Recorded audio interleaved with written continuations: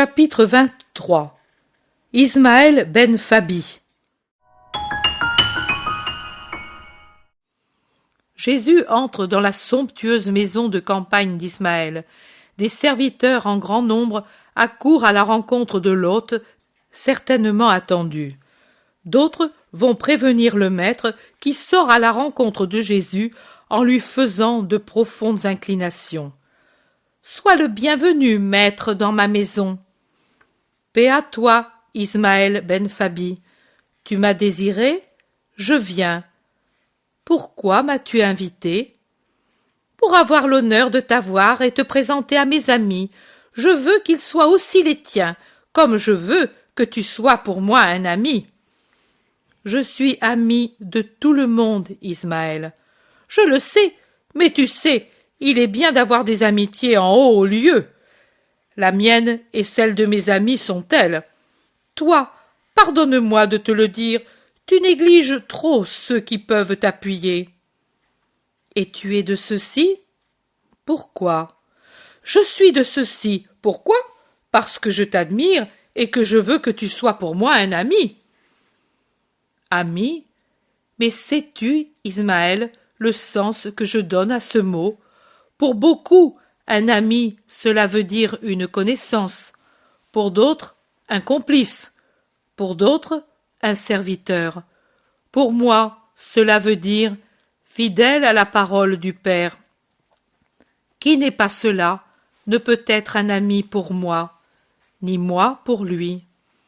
Mais c'est justement parce que je veux être fidèle que je veux ton amitié, maître. Tu ne le crois pas ? Regarde, voici Éléazar qui arrive. Demande-lui comme je t'ai défendu auprès des anciens. Éléazar, je te salue.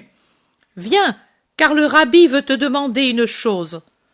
Profonde salutation et réciproque coup d'œil investigateur. Toi, Éléazar, dis ce que j'ai dit du maître la dernière fois que nous nous sommes réunis. Éléazar répond. Oh, un véritable éloge, une défense passionnée.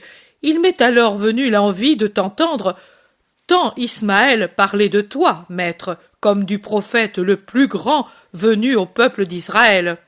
Je me souviens qu'il disait que personne n'avait une parole plus profonde que la tienne, n'exerçait une fascination plus grande, et que si tu sauras mettre en œuvre l'épée comme tu sais parler, il n'y aura pas de roi plus grand que toi en Israël. Mon royaume, il n'est pas humain, ce royaume, Éléazar. Mais le roi d'Israël, que s'ouvrent vos esprits pour comprendre les paroles secrètes. Il viendra le royaume du roi des rois, mais non pas selon les estimations humaines, non pas pour ce qui périt, mais pour ce qui est éternel. On y arrive non par un chemin fleuri et triomphal, ni sur un tapis empourpré de sang ennemi, mais par le rude chemin du sacrifice et par la douce échelle du pardon et de l'amour. Ce sont les victoires contre nous-mêmes qui nous donneront ce royaume. Et que Dieu veuille que le plus grand nombre d'Israélites puissent me comprendre. Mais il n'en sera pas ainsi. Vous pensez ce qui n'est pas. Dans ma main, il y aura un sceptre, et c'est le peuple d'Israël qu'il y aura mis, royal et éternel. Aucun roi ne pourra l'enlever à ma maison. Mais beaucoup en Israël ne pourront le voir sans frémir d'horreur, car il aura un nom qui sera atroce pour eux. Tu ne nous crois pas capables de te suivre ? Si vous le vouliez, vous le pourriez, mais vous ne le voulez pas. Pourquoi vous ne voulez pas ? Vous êtes âgés désormais. L'âge devrait vous donner compréhension et justice. Justice aussi pour vous-même. Les jeunes pourront se tromper et puis se repentir. Mais vous, la mort est toujours proche pour les plus âgés. Éléazar, tu es moins enveloppé dans les théories que beaucoup de tes semblables. Ouvre ton cœur à la lumière. Ismaël revient avec 5 autres pharisiens pompeux. « Venez donc dans la maison, dit le maître, et quittant l'atrium garni de sièges et de tapis, ils entrent dans une pièce où on leur apporte des amphores et des bassines pour les ablutions. Puis ils passent dans la salle à manger, très richement préparée.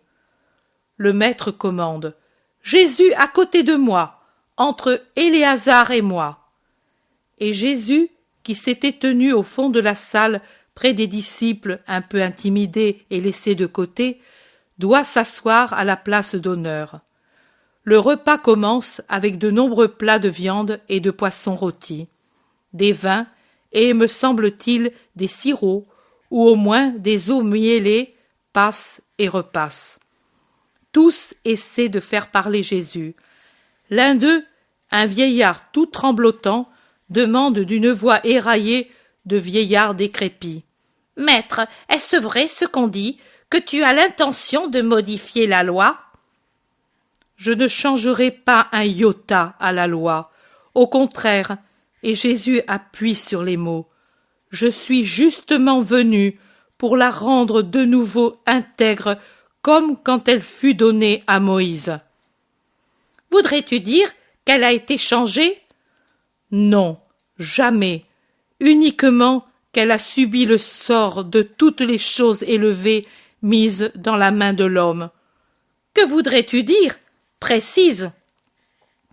Je veux dire que l'homme, par suite de l'ancien orgueil, ou pour l'ancien foyer de la triple luxure, a voulu en retoucher les paroles droites et en a fait quelque chose qui opprime les fidèles, alors que, pour ceux qui les ont retouchés, ce n'est qu'un amas de phrases qu'on laisse à l'usage des autres. Mais maître, nos rabbins, c'est une accusation. Ne nous déçois pas dans notre désir de t'être utile. Hé hé, ils ont raison de t'appeler révolté. Silence! Jésus est mon hôte, qu'il parle en toute liberté, dit Ismaël. Jésus parle. Nos rabbins, pour commencer, se sont ingéniés et ont peiné dans l'intention sainte de rendre plus facile l'application de la loi. Dieu lui-même a commencé cet enseignement quand, aux paroles des 10 commandements, il a ajouté des explications plus détaillées. Cela pour que l'homme n'eût pas l'excuse de ne pas avoir su comprendre. Œuvre sainte, donc celle des maîtres qui ont brisé en morceaux, pour les petits de Dieu, le pain donné par Dieu à l'esprit. Mais sainte quand elle poursuivait un but qui était droit. Il n'en fut pas toujours ainsi, et maintenant moins que jamais. Mais pourquoi voulez-vous me le faire dire, vous qui vous offensez, si je vous énumère les fautes des puissants? Des fautes, nous n'avons que des fautes, nous. Je voudrais que vous n'ayez que des mérites. Mais nous ne les avons pas, tu le penses, et ton regard le dit. Jésus, ce n'est pas en critiquant que l'on acquiert l'amitié des puissants. Tu ne régneras pas, tu n'en connais pas l'art. Je ne demande pas de régner suivant vos idées, et je ne m'en dis pas des amitiés.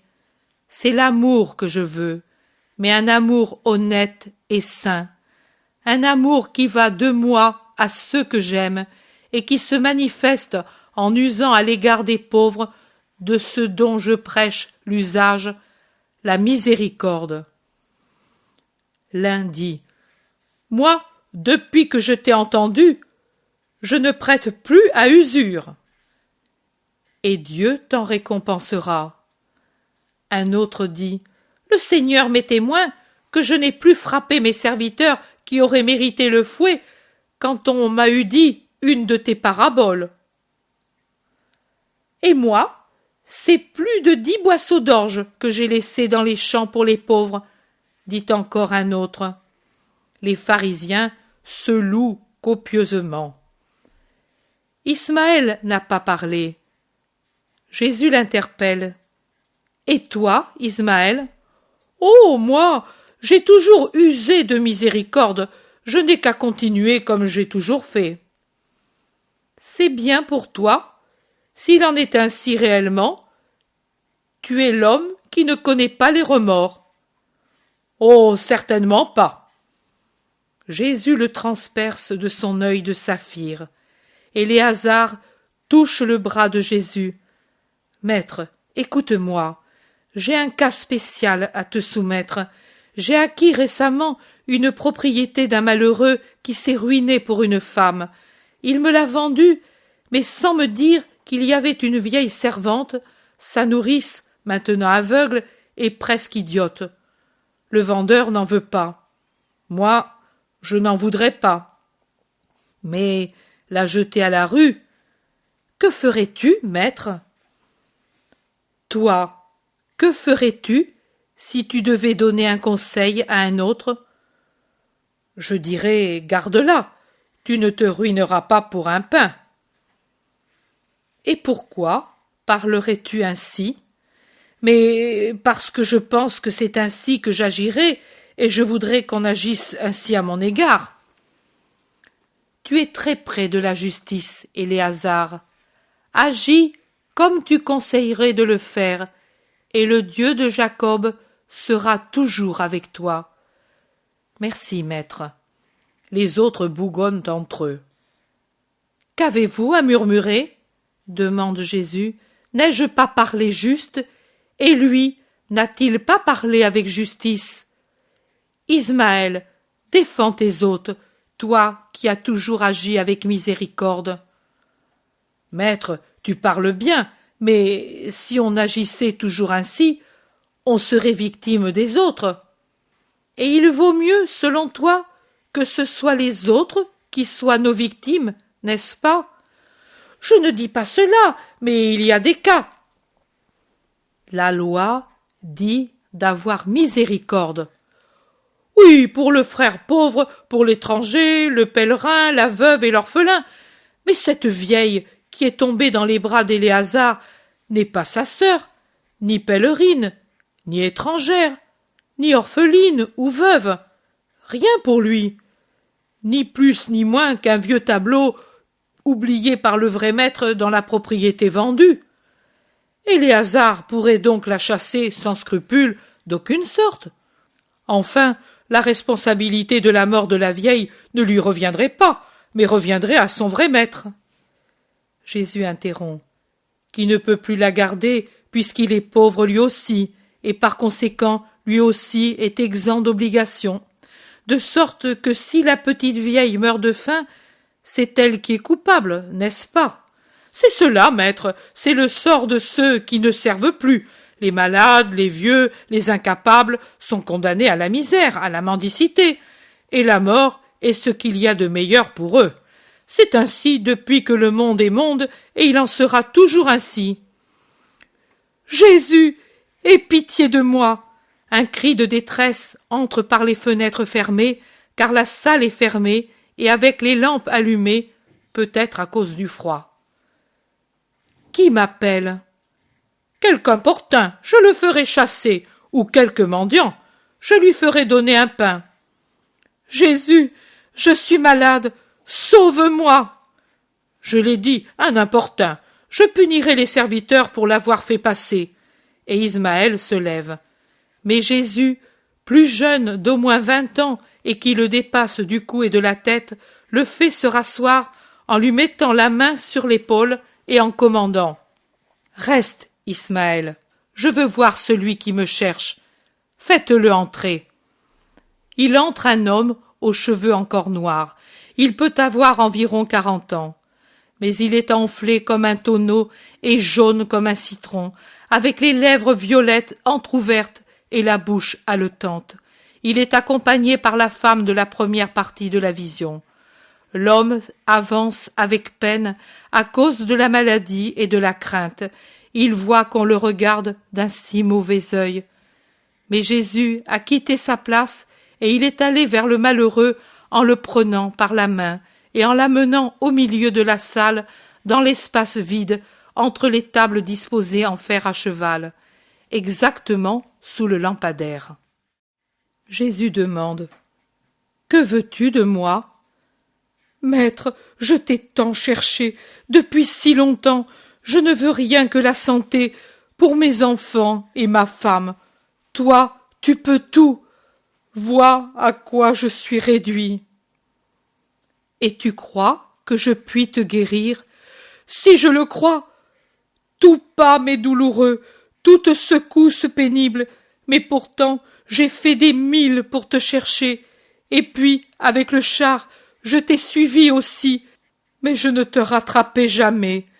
Si je le crois, je suis étonné de n'être pas encore guéri, depuis que ma main est dans la tienne, car tout en toi est saint, ô Saint de Dieu. Le pauvre souffle comme un phoque par l'effort qu'il fait pour t'en parler. La femme regarde son mari et Jésus, et elle pleure. Jésus les regarde et il sourit.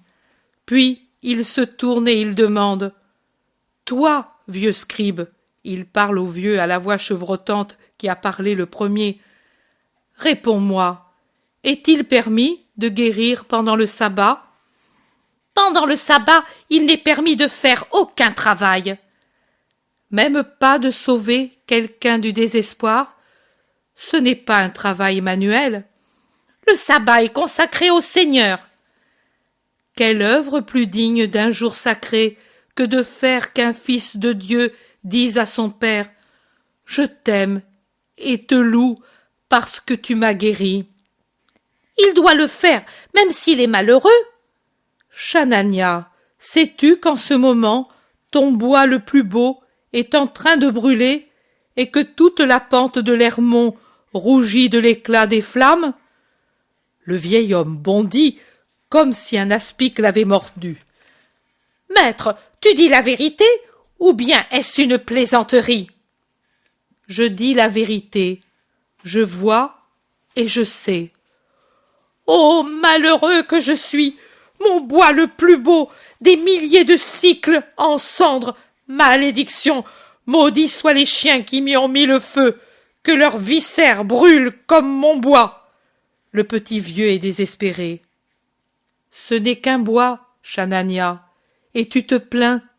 Pourquoi ne donnes-tu pas louange au Seigneur dans ce malheur? Lui ne perd pas du bois qui renaît, mais la vie et le pain de ses enfants, et il devrait donner la louange que toi tu ne donnes pas? Donc, scribe, il ne m'est pas permis de le guérir le jour du sabbat? Maudit sois-tu, lui et le sabbat, j'ai bien autre chose à penser, moi.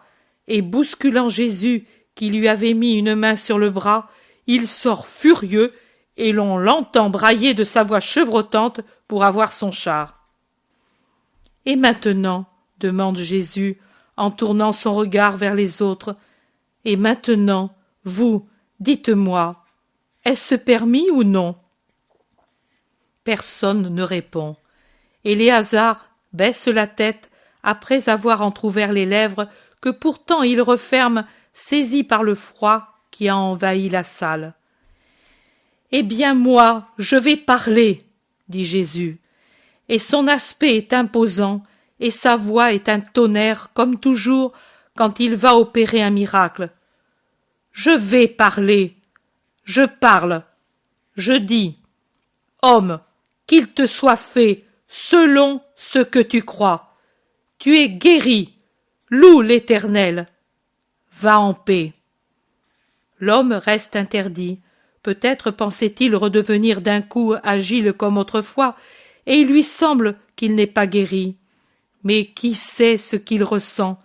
Il pousse un cri de joie, se jette aux pieds de Jésus et les baise. Va, va, sois toujours bon. Adieu. L'homme sort, suivi de la femme qui, jusqu'au dernier moment, se retourne pour saluer Jésus. Ismaël dit: Pourtant, maître, dans ma maison, le jour du sabbat. Tu n'approuves pas, je le sais, et c'est pour cela que je suis venu. Ami? Toi? Non, mon ennemi. Tu n'es pas sincère avec moi, ni avec Dieu. Tu m'offenses maintenant? Non, Je dis la vérité. Tu as dit qu'Éléazar n'est pas tenu de secourir cette petite vieille parce qu'elle n'appartient pas à sa propriété. Mais toi, tu avais 2 orphelins dans ta propriété. C'étaient les enfants de 2 serviteurs fidèles qui sont morts au travail, l'un avec la faux en main, l'autre tué par une fatigue excessive. Pour que tu la gardes, elle avait dû ajouter à son service celui de son mari. Tu disais, j'ai fait un contrat pour 2 travailleurs, et pour te garder, j'exige ton travail et celui du mort. Et elle te l'a donné, et elle est morte avec l'enfant qu'elle portait, car cette femme était mère, et elle n'a pas eu la pitié que l'on a pour une bête qui engendre. Où sont maintenant ces 2 petits? Je ne sais pas, ils sont disparus un jour. Ne mens pas maintenant, il suffit d'avoir été cruel, il ne faut pas ajouter le mensonge pour rendre tes sabbats odieux à Dieu, même s'ils sont exempts d'œuvres serviles. Où sont ces petits? Je ne sais pas, je ne sais plus, crois-le. Moi, je le sais. Je les ai trouvés un soir de novembre, froid, pluvieux, sombre. Je les ai trouvés affamés et tremblants près d'une maison, comme 2 petits chiens à la recherche d'une bouchée de pain. Maudits et chassés par un homme qui avait des entrailles de chien, un homme pire qu'un chien, car un chien aurait eu pitié de ces 2 orphelins. Et toi, et cet homme, vous n'avez pas eu pitié. Leurs parents ne te servaient plus, n'est-ce pas? Ils étaient morts. Les morts ne peuvent que pleurer dans leur tombeau en entendant les sanglots de leurs enfants malheureux dont les autres ne s'occupent pas.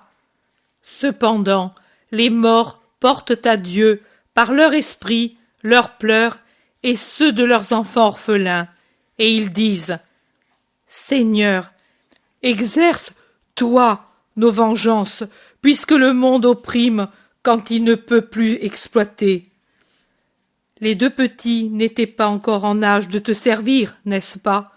Oui et non, car la petite pouvait servir pour glaner. Et tu les as chassés, en leur refusant même le peu de bien qui appartenait au père et à la mère.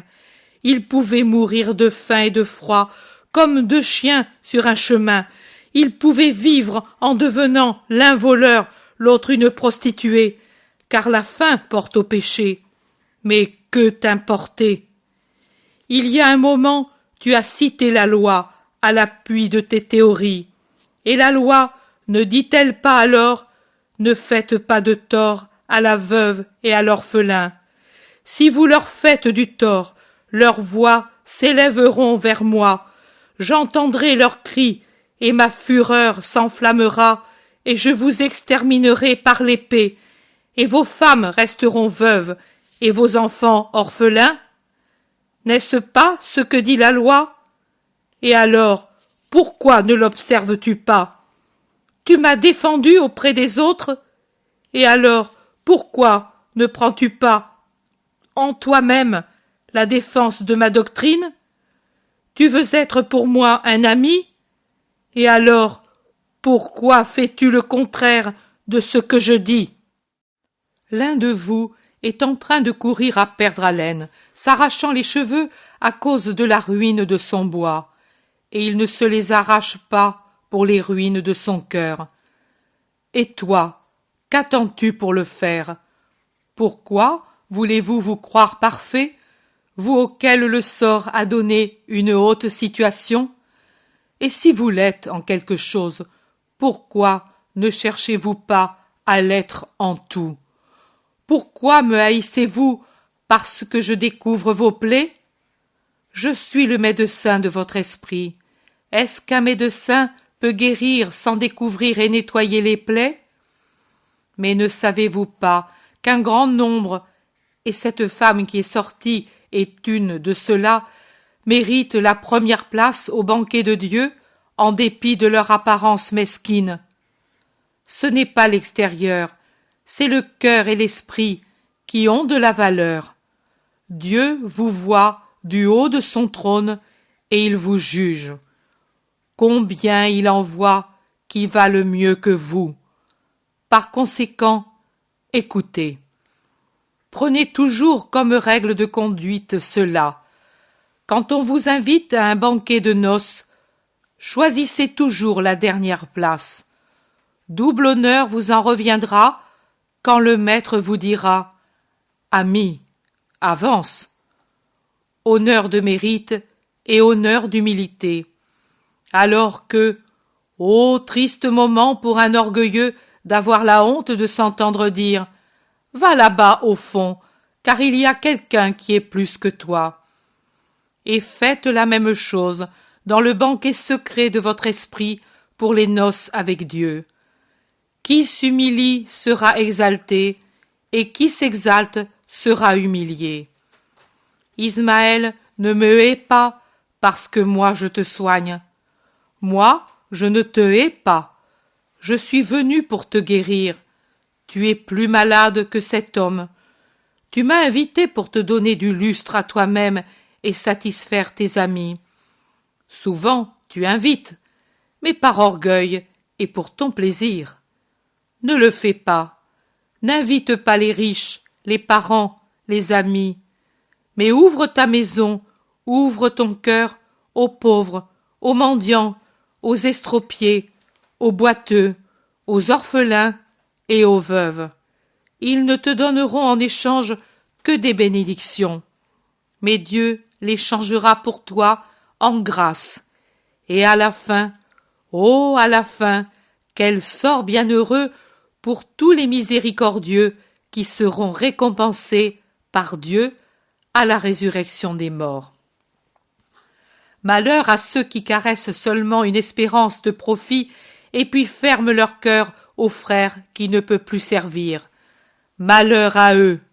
Je ferai les vengeances de ceux qui ont été abandonnés.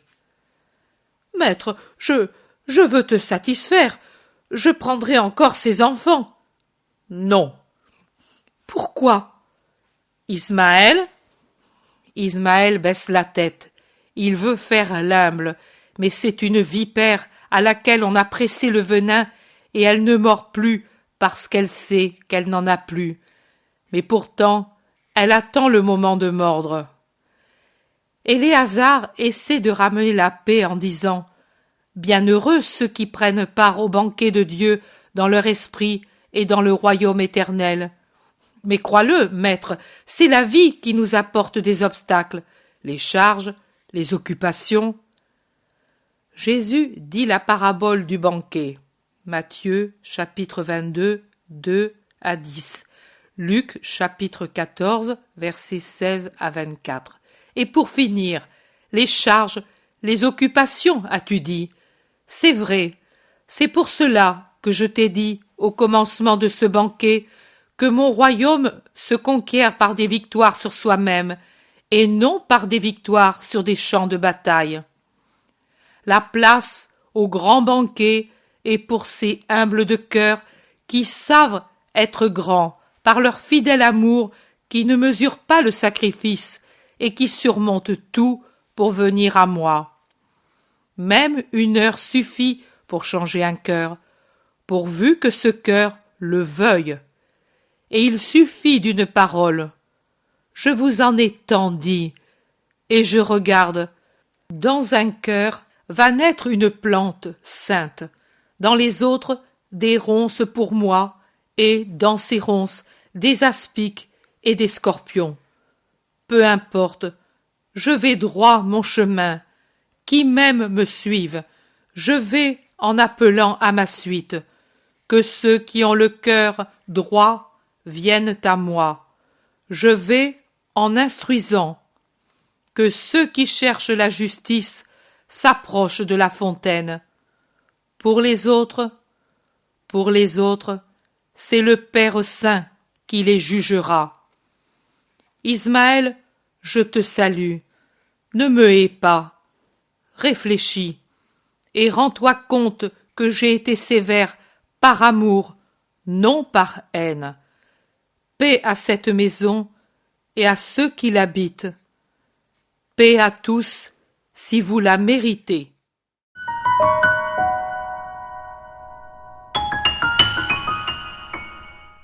Bonjour, je suis Bruno Périnet, président de l'association Maria Valtorta. Vous voulez aider à faire connaître Jésus avec l'évangile tel qu'il m'a été révélé de Maria Valtorta. Une dizaine de conférenciers rencontrent des familles, des paroisses et des lecteurs dans des salles publiques. Le budget annuel de ces 200 conférences dans toute la France est de 27 000 €. Participez à ce projet national. Faites un don défiscalisable à l'association Maria Valtorta. Il vous sera délivré un reçu fiscal vous permettant d'obtenir une réduction d'impôt de 66%. www.associationmariavaltorta.fr. L'intérêt pour les écrits de Maria Valtorta ne cesse de grandir. Et les fruits récoltés, vocation, conversion, sont immenses. Visionnaire de la vie du Christ, de la conception de Marie jusqu'au début de l'Église, sa description des personnages, de leur psychologie, la précision des lieux où ils évoluent, des coutumes et mœurs de l'époque, est proprement sidérante et à ce jour inégalée.